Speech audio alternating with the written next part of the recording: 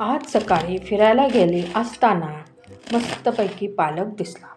म्हणलं घरी आल्यावर पालकाची भाजी बनवावी म्हणून लगेच विकत घेऊन तो पालक घरी आणला आणि आता असा मस्तपैकी तो चिरून घेत आहे. आलू पालक करावा म्हणून 3 बटाटे घेतले, 1 कांदा आणि 2 लसूण असे चिरून ठेवले आणि मिरच्या.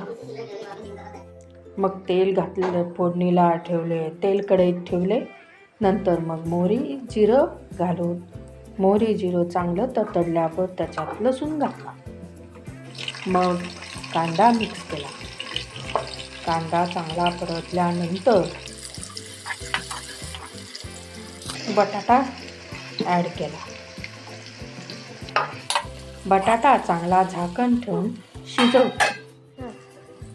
बटाटा शिजून झाल्यानंतर त्यात मी हळद घातली. कांदा लसूण मसाला ॲड केला 2 चमचे.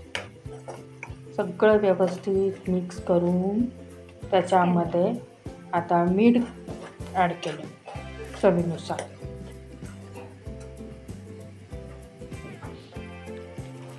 त्यात मग पालक ॲड केला.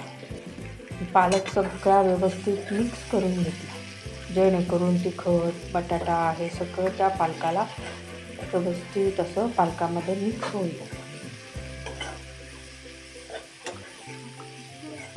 आता मस्तपैकी त्याच्यावरती झाकण ठेवून पालकला शिजवून घेतला. पालकाची भाजी शिजलेली आहे. इथे तयार आहे मी केलेली आलू पालक भाजी.